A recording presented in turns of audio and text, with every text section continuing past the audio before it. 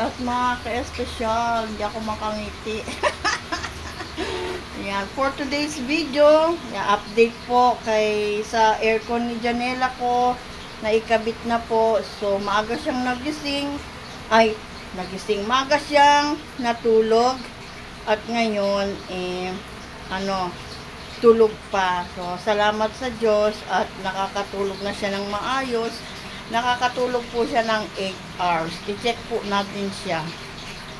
Kaso mo nga lang, yung aming pinto sa taas, sira pa po. Kaya, pinasakan lang namin ng tela para hindi lumabas yung lamig niya. Pero, lumalabas pa rin kasi hindi nakalapat yung pinto. Doon natutulog naman yung aking mga alagang aso sa pinto namin sa taas. Nag-aantay lang silang magising kami. So, habang nagpipito ako ng pagkain ng mga aso ko, i-check po natin si Janela. Ito, mga kamamit, yung pinto. Siguro mga mag-ipon pa ulit or mangutang. Yan, para mapalitan yung pinto namin at saka maayos ang tinitirhan namin. Ayan, pasukin natin si Janela. Niangat ko to.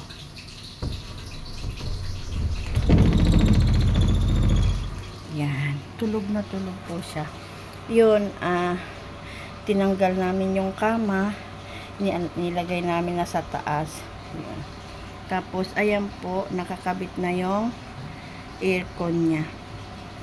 Yan po ay installment namin na babayaran. Salamat po pala sa nagdagdag din sa pambili ng aircon ng aking anak. Hindi ko daw po siya papangalanan. So, guys, ang tawag dito, salamat sa kanya at mahimbing na ang tulog ng aking anak. Yung pong binigay niya po pala yun po ang pinang-down namin, which is 3,000 po yun. Pinang-down namin. Ayan, tulog na tulog po siya. Tapos, yun pong pader kasi, yung aming pader, wallpaper po yan. So, ang hindi maganda, yung kanyang kinalabasan. Yung kama po namin ay nasa taas na po siya. Ayan no, binakbak ko na po yan. Kasi balak namin po ipa-repaint.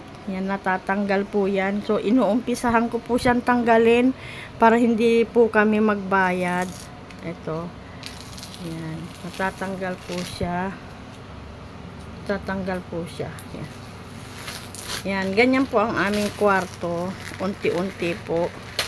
Kasi hindi naman po kami nakakaipon ng malaki, gawa ng pambayad ng pambili ng gamot ni Janela. So ayan po, natutukla po siya. Yan. Hinihila ko po siya. Ayan. Pag nagising po ulit siya. Ayan. Tulog na tulog po. 8 hours na po yung tulog niya. So ayan. Isa rin po yan kasi sa sinabi ng kanyang cardiologist para makatulog po ng maayos, mag-aircon po siya. So, thank you Lord na provide namin yung matagal na sinasabi ng doktor na mag-aircon siya. Yun. So, yung kama po, nilagay namin po sa taas.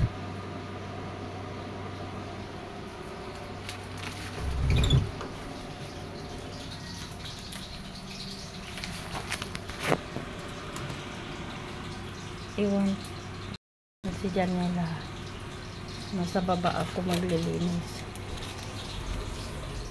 Yan, dihila po yan, dungis pa, dami pa po kami kailangan linisin, balitan. Yan, lahat yan po. O yan, hanggang sa taas po yan kasi hindi na po naituloy ng aking biyanan. Kami po ang nagtutuloy pa unti-unti. Ayan po yun, kama, inakyat niya po yan. Ayan na po yung kama. Yung malaking kama, bigay din po yan sa amin. Queen size po yan. Dito po ako nagsasampay sa taas. Ayan. Nandiyan po yung mga iba naming gamit. Ito po ay babaguhin po niya. Lalagyan niya ng lagayan namin ng mga gamit namin. Oh, may nakasampay ang damit niya. Sinampay niyang ganyan kasi dapat hindi niya sinasampay ng ganyan kasi kakalawahin ako naman ng mister ko. Dapat kailangan nakalagay sa hanger. Ito, yan. Kung makikita nyo po yung aming floor sa kwarto din namin, binil po yun, sira-sira na. So, nag-loan ang aking mister. Pwede naman po siya mag-loan. Unti-unti rin pong babayaran yun. 80 pieces na 60 by 60 na tiles po para sa baba na po kami matulog. Hindi na po kami magkakama. Ayan po yung tiles. Mag-iipon po ng pambayad po sa gagawa at mga trabahador na magdidikit nitong tiles po sa kwarto. Marami pa po yan. Bold pa po yung aming tinitirhan. Kasi sa nga po, biyanan ko yan. Ayan po yung ceiling namin. Wala pa pong kisame. Yun po nga pala sa kwarto namin pag umuulan, tumutulo. Kasi na po yung bubong namin. Hindi pa rin Ayan, pagbaba natin, kalat po. Madungis. Pero sige lang. Naglilinis naman po. Naglilinis naman. Yung baba, tiles na. Itong hagdan namin, hindi pa yan din tapos. Yung mga bintana namin, open pa po yan. Hindi pa yan tapos. Yung mga wirings niyan. So, sharing sa inyo po. So, thank you Lord. Paunti-unti po. Para saan at maayos din. Yan, yung mga gamit namin, kung saan-saan nyo nakikita. Ayan po. So, ito po ang aming maliit na mesa. Ayan.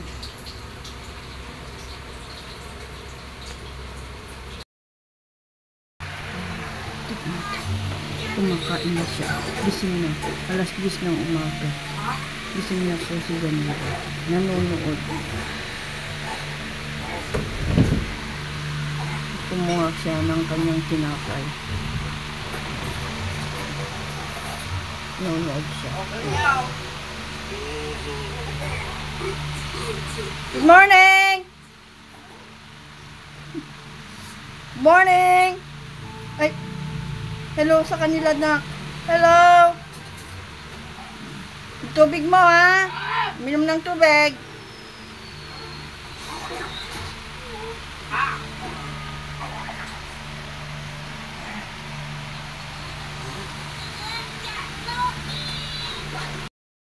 Magluluto na tayo ng tanghalian. Yan, ang kapal-kapal. Yung ref na ito ay tira na.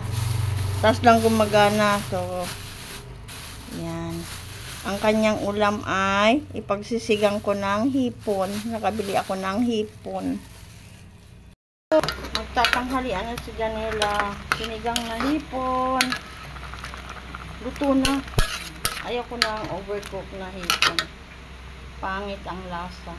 Yan. Okay na po. Nag-orange na yung hipon. Magtanghalian na si Madam Janela.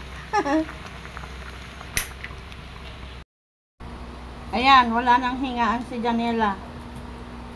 Ang paborito niyang hipon. Sabihin mo na, kain tayo. Come on. Hi. Ba, may ganang nag-hi kasi masarap.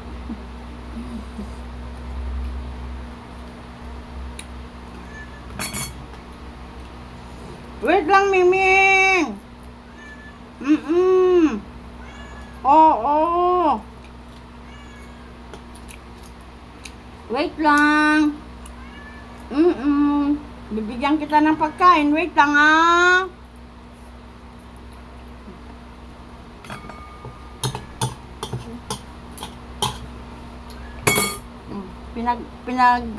Anuhan ni Janela. Yan yun. Hindi ko alam kung ilang piraso. Ako, nasa 3 piraso lang kasi hindi pwede yan sa may hypertension. May kanin-kanin pa dyan sa ulo niya na, oh. Pag magmadali, nguyain mo mabuti.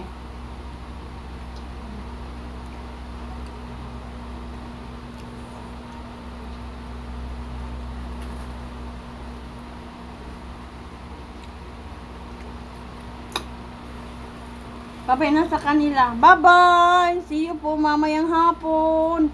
At mamayang gabi. Come on.